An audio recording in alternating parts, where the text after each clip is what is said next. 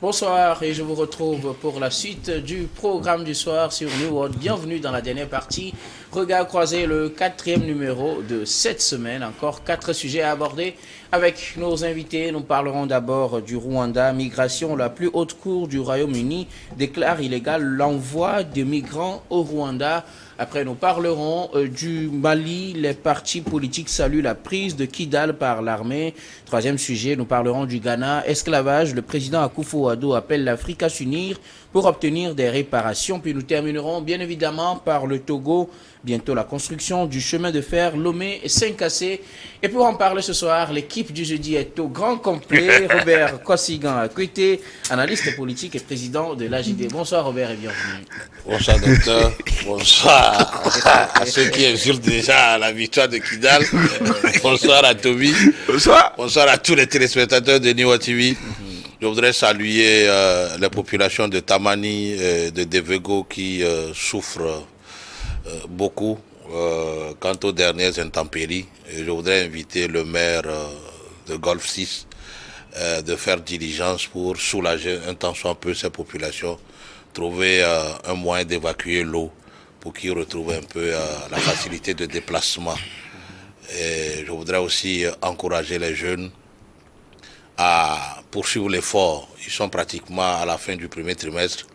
Le champion, c'est celui qui trouve dans les calamités des opportunités. Très belle pensée, merci beaucoup.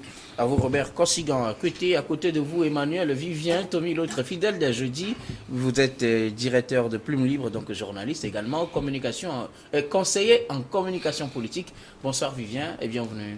Bonsoir Guillaume, bonsoir spécialement à nos amis de Bamako et de Kidal et à tout le Mali. Même si déjà la fête est ici. Bonsoir effectivement à tous ceux qui nous suivent un peu partout en Afrique et dans la diaspora. Merci beaucoup Vivien. Notre troisième invité aujourd'hui, pasteur Edo Komi, vous êtes le président du mouvement Martin Luther King MMLK. Bonsoir pasteur et bienvenue. Bonsoir, une fois n'est pas coutume, je suis en blanc pour célébrer Appelez-le Kidal. la victoire des Fama à Kidal. Il a dit tout à l'heure, le champion, c'est celui qui trouve dans les calamités des opportunités. Alors ici, sur ce plateau, nous avons soutenu, nous avons cru. Il y a un an, moi, j'étais au Mali, j'ai été reçu par les autorités maliennes, et nous les avons encouragés. C'est d'ailleurs là où j'ai dédicacé mon ouvrage, Une autre Afrique est possible, c'est à Bamako. Et donc, un an après, je crois qu'aujourd'hui, nous célébrons tous la victoire des Fama, la victoire du Mali tout entier, donc pour la souveraineté et l'identité de ce pays. Donc aujourd'hui, je suis en joie, c'est la joie ici, c'est la joie sur ce plateau. Les critiques ont aidé les Fama. La joie sur ce plateau, la joie de Kidal ici à Lomé. Alors, bien avant d'aborder le sujet sur le Mali, nous allons commencer par le Rwanda et le Royaume-Uni. La plus haute cour du Royaume-Uni déclare illégal l'envoi de migrants au Rwanda. La Cour suprême britannique a confirmé donc ce mercredi 15 novembre l'illégalité du projet hautement controversé du gouvernement d'expulser vers le Rwanda des demandeurs d'asile, d'où qu'ils viennent arriver illégalement sur le sol britannique. Les magistrats ont donc rejeté l'appel du gouvernement de Rishi Sunak et donné raison à la décision de la Cour d'appel qui avait conclu que le Rwanda ne pourrait être considéré comme un pays tiers sûr puisque l'accord devait permettre d'expulser ces migrants vers des pays tiers sûrs. Et selon la décision de la Cour suprême du Royaume-Uni, le Rwanda n'en est pas un, ce qui a suscité d'ailleurs des réactions autant au niveau du Royaume-Uni qu'au niveau du Rwanda. Nous en parlons avec nos invités. Je voudrais bien commencer par vous, pasteur. Le Rwanda était d'accord avec le Royaume-Uni pour recevoir les migrants illégalement arrivés sur le sol britannique et qui seraient expulsés. Le Rwanda s'offrait comme une terre d'accueil comme pour ces pays. Le Rwanda se devait d'être un pays tiers sur ce qui n'est pas selon la Cour suprême du Royaume-Uni.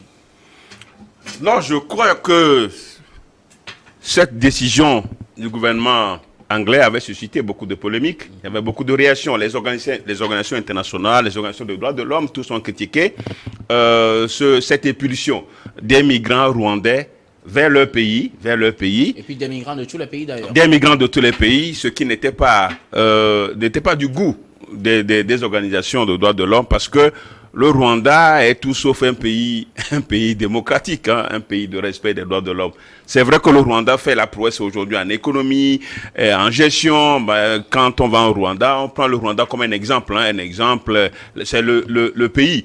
Hein, Kigali est la ville la plus propre, hein, la plus propre, hein, la plus assainie du continent. Et donc tout ça là, c'est tout à fait normal. Mais en matière de droits de l'homme, de liberté individuelle et collective, il n'y en a pas du tout. Bon, donc renvoyer ces migrants vers le Rwanda, c'était comme si on est en train de les amener à la suicide collective, c'est-à-dire dans un pays où leurs droits ne sembleraient pas être respectés. Et du coup, le Rwanda se présentait du moins comme un pays plus sûr pour ces migrants-là. S'ils ne trouvent pas de la place au Royaume-Uni, le Rwanda s'était offert pour les recevoir. Non, je dis oui, le gouvernement, le Rwanda s'était offert, mais est-ce que, au fond, hein, la forme, au fond, est-ce que ça pouvait être... Les conditions étaient réunies. Même le gouvernement anglais se devait d'accompagner le gouvernement rwandais en moyens financiers et autres. Mais est-ce que c'était seulement ça? C'était la question. Est-ce que ça suffisait? Est-ce que les migrants avaient besoin seulement de trucs, des moyens financiers? Non. Il fallait conditions morales, le respect de leurs droits. Est-ce qu'ils étaient libres de parler comme s'ils étaient en Angleterre? Donc je crois quand même que aujourd'hui, la Cour suprême du Royaume-Uni donne raison à tous ceux qui n'étaient pas d'accord, à tous ceux qui contestaient cette décision du gouvernement anglais, enfin du Royaume-Uni. Donc aujourd'hui, je pense quand même que s'il y a une étape encore, je ne pense pas qu'il y en aura encore, que cette situation soit totalement revue pour que ces migrants qui ont trouvé place quand même, ont trouvé asile au Royaume-Uni, puissent y rester et demeurer. Bon, donc, je crois que c'est le droit et la justice qui ont prévalu par rapport à cette décision. Et bon, je pense bien quand même que cela ne va que réjouir tous ceux qui n'étaient pas d'accord pour cette expulsion des migrants vers le Rwanda en tant qu'un pays sûr. C'est vrai quand même que le Rwanda, comme on le disait, pouvait s'offrir quand même cette qualité s'il y avait réellement en son sein, un respect quand même des droits de l'homme et de la dignité humaine. Robert Kosigan Akwete, le Rwanda se voulait un pays tiers sûr dans le sens de cet accord signé avec le gouvernement de Rishi Sunak. Malheureusement, la Cour suprême vient de confirmer le rejet fait par la Cour d'appel de cette décision du gouvernement britannique de renvoyer vers cette terre d'Afrique les migrants illégalement arrivés sur le sol britannique. Oui, cette décision qui faisait peut-être résulter je pense, la première ministre ou le premier ministre britannique a pris de l'eau, parce que finalement la Cour suprême a donné son verdict et on ne peut plus envoyer des gens au Rwanda. Le Rwanda est qualifié comme pays non sûr. Moi je dis, pourquoi même renvoyer les migrants vers le Rwanda, d'autant plus que le Rwanda ne serait pas leur terre natale. Pourquoi leur envoyer là-bas? Puisqu'ils ne sont pas en sécurité chez eux, il faut les envoyer quelque part, ils sont en sécurité. Maintenant, quand ils vont arriver au Rwanda, quelles sont les mesures d'accompagnement alors qu'on a prévues pour eux? C'est justement ce qui a fait... Voilà, ces clauses-là sont restées peut-être inconnues à nous autres. Et moi, je trouve qu'au lieu d'envoyer les gens vers le Rwanda, mieux vaudrait les envoyer vers leur terre natale. Et leur créer peut-être une condition des mesures d'accompagnement pour que ils ne récidivent plus. Des réfugiés politiques qui ne peuvent pas... Vous savez, moi j'ai dit, depuis que le Royaume-Uni est sorti de l'Europe, je pense qu'il y a beaucoup de décisions qui ne sont plus conformes à la règle internationale.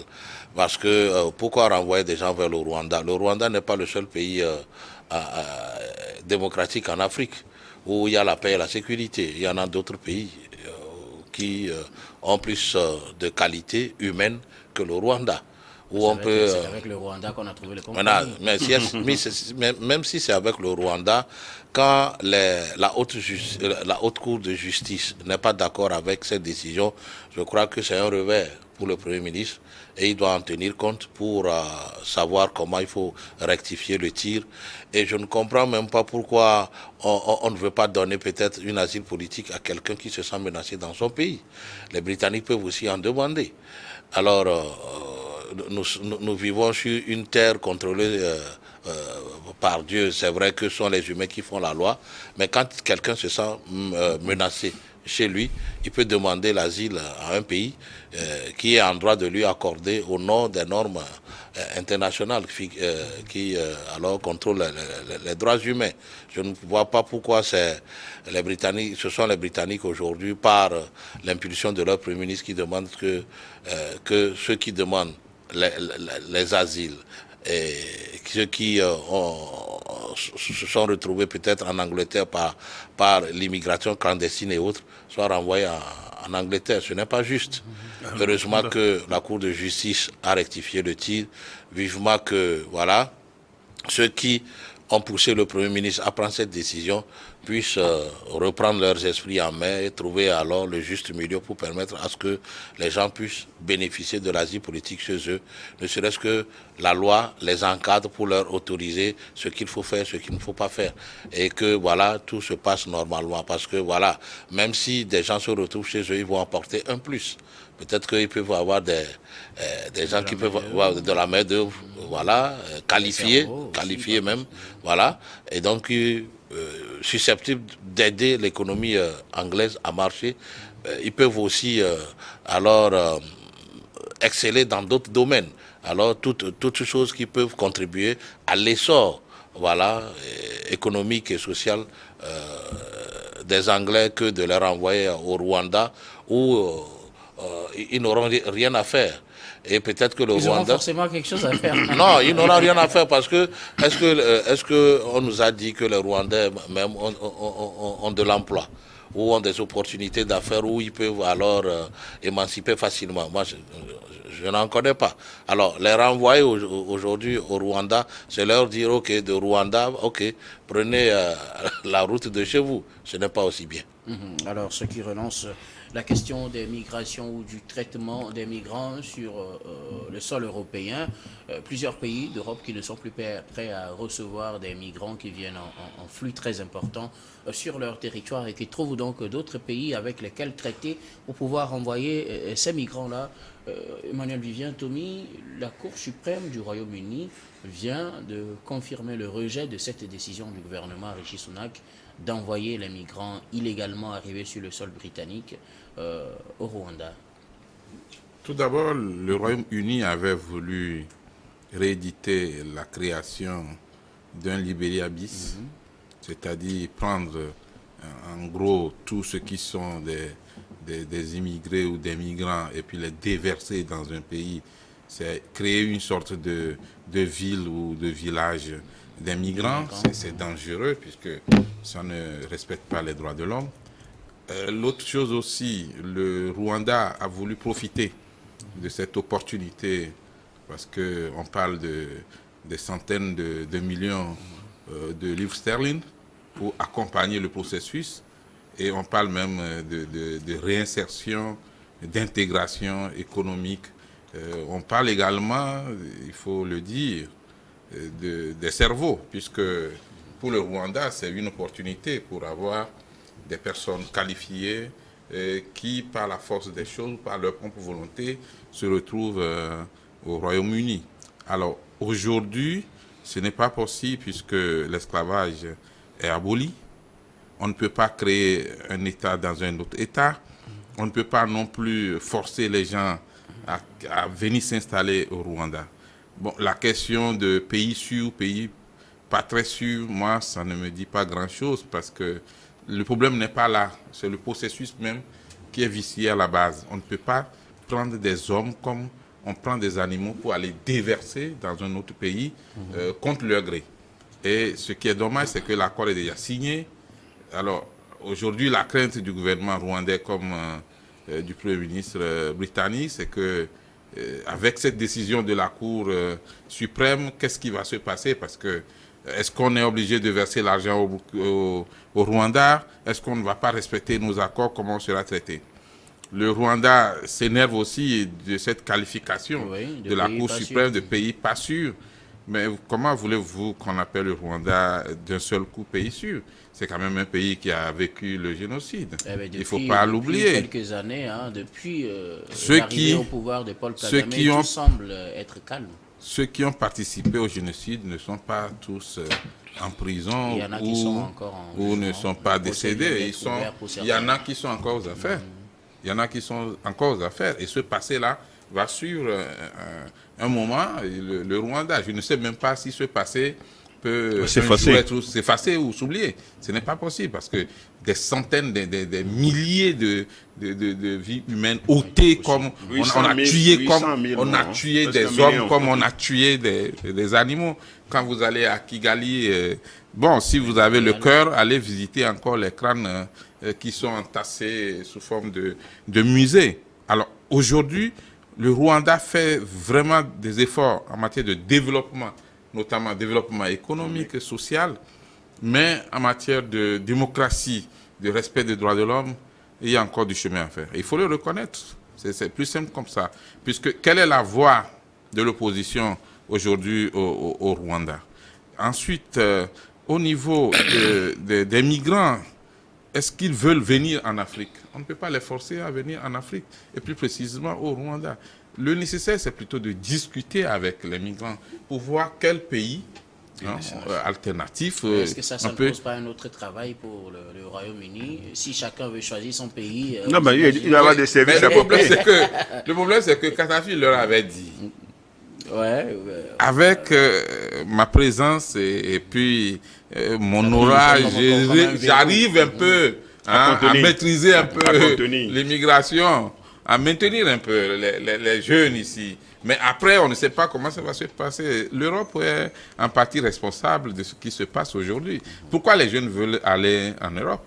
C'est compte tenu des conditions de vie dans leur pays. Et ces conditions de vie, des fois, sont occasionnées par des coups d'État, par des pratiques qui sont soutenues d'ailleurs par les Européens pour la plupart du temps. Et aussi, vous êtes venus nous voler ici avec l'esclavage, la colonisation, vous êtes bâti votre pays, on continue pas à utiliser l'uranium du Niger pour donner de l'énergie en France, mais quel est l'état de développement du Niger, d'où vient l'uranium? Donc, il y a tout cela, il y a beaucoup de causes. Aujourd'hui, il est clair que et le Rwanda et le Royaume-Uni, chacun doit revoir sa copie. Le Rwanda n'est pas un pays de dictature pure, mais ce n'est pas également un paradis en droits de l'homme et en démocratie. Merci. Et on n'est plus au temps où on peut déverser des centaines de personnes dans un pays soi-disant qu'on leur trouve un autre pays ou un pays alternatif. Merci beaucoup à vous. Nous allons marquer la première pause, puis on revient tout juste après pour la suite de cette émission.